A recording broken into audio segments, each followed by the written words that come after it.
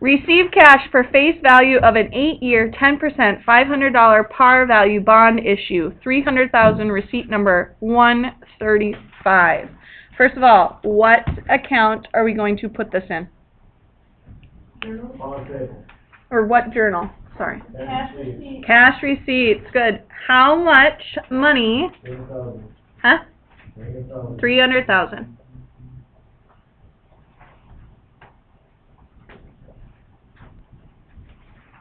I'm writing all the zeros. Oh, I forgot to put in the date. What is it? February 1st. Okay, so we have a debit to our cash. What is going to be our credit account?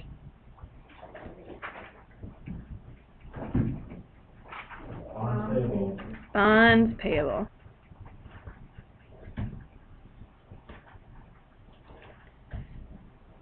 And that was receipt 135, and that was a credit of 300,000. On April 1st, 2012,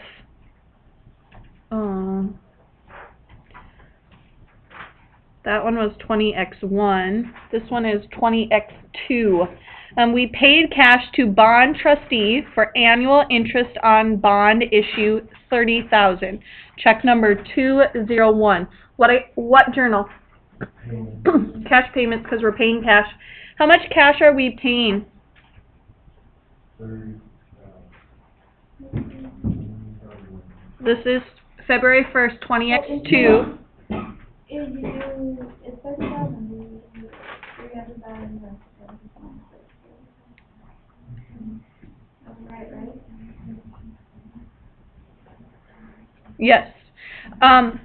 They give us the number, but what Tia was saying is that before we have those bond issues at 300,000, and they were a 10% interest rate, so 300,000 times 10% is 30,000, which again, they already give us that number. But our cash credit then is 30,000. What account are we going to debit? Good. This is our interest expense.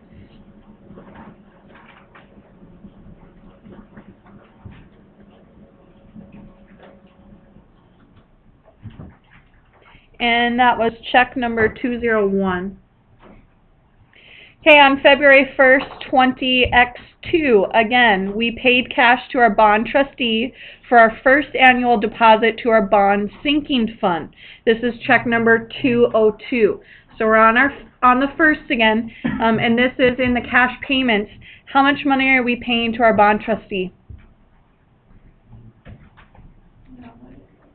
How do we figure this out?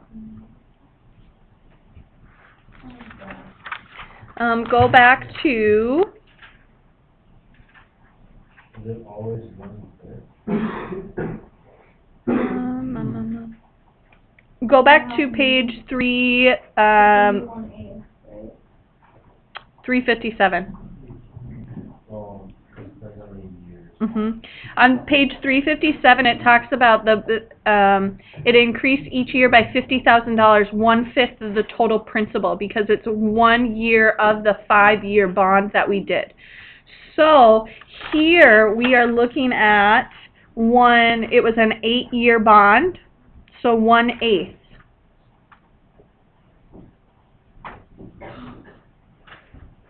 What is happening over there?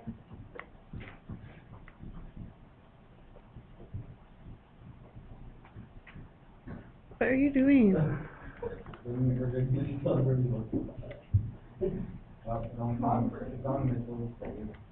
David, you need to get work on your stuff. Okay, what is 300,000 times 1/8?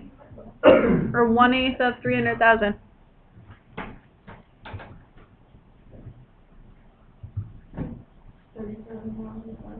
Good, that's how much we're paying.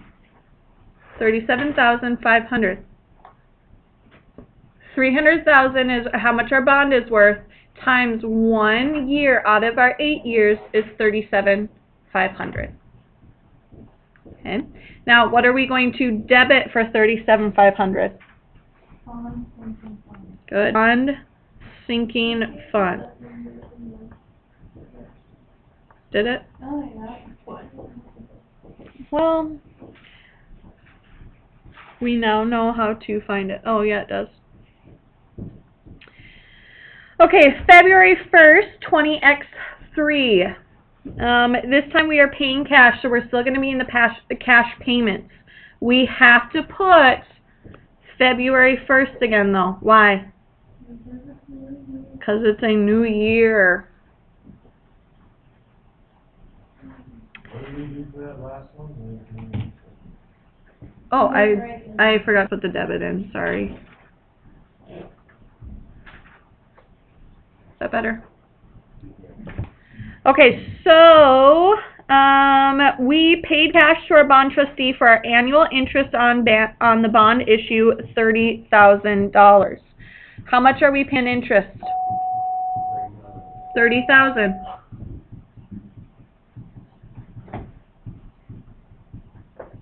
Our debit of $30,000 is going to go to what account?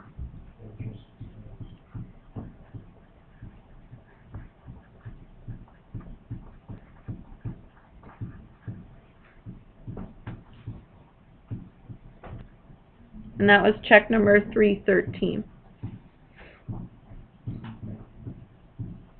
Okay, now this year we are paying cash to our bond trustee for our annual deposit to our bond sinking fund and recorded interest earned on our bond sinking fund. Check number 314.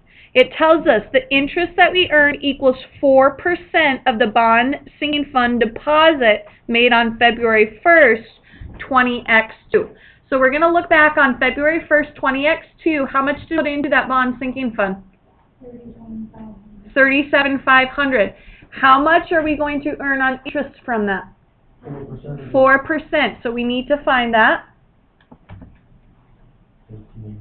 1,500. Okay, so that means that $1,500 is going to be what? Interest income. I'm going to go ahead and write in my date first. So $1,500 is going to be interest income, and we know how much is going into our bond sinking fund.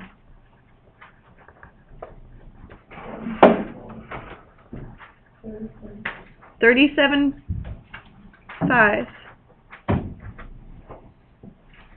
Because every year that's going to be the same. Okay, 1A. That's going to be a debit. This was check number 314. Now, we also are going to have what other account? Interest income. Are we going to debit or are we going to credit our interest income? We're going to credit that for $1,500. Okay, that's where we took that $37,500 times the 4%. Now, do debits equal credits? Do debits equal credits here?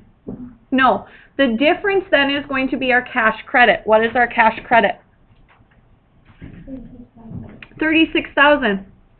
So we actually only put $36,000 cash into our bond sinking fund. Okay, $1,500 of that $37,500 came from interest. So $1,500 came from interest, the rest came from cash.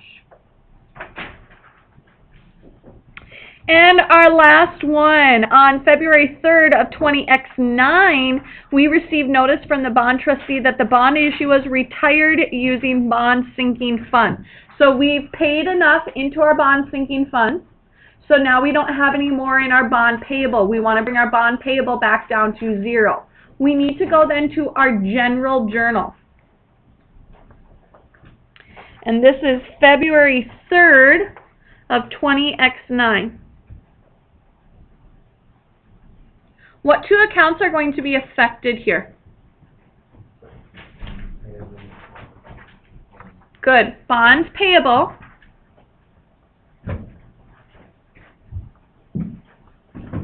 And our bonds sinking fund. Now, the book did a good job of showing you with that T account of what it looks like. Okay, before we had that balance of $250,000 in our bonds payable. But now we are retiring our bonds payable, so we want to debit that so it's back down to 0. Same thing with our bond sinking fund. We had a balance of $250,000 in our bond sinking fund here. We're going to retire it, so we're going to credit it for $250,000 to bring that back down to 0. So really, essentially, all we're doing is bringing our bonds payable and our bond sinking fund back to 0. Okay, so do I credit bonds payable or do I debit bonds payable? I'm going to debit it. And how much am I going to debit it for?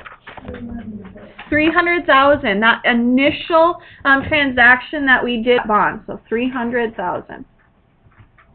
And then we are going to credit our bonds sinking fund. And that was memorandum 87.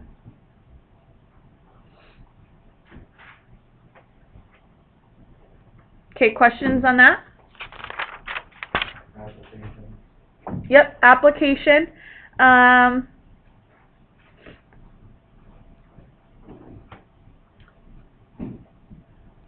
Do you guys want to test on Thursday before break? Or do you want to wait until... I'd rather wait and do it on Monday. Okay. Yeah, Huh? pushing it. A Monday test or pushing it is a Thursday test? I'm fine with Allison? Mhm.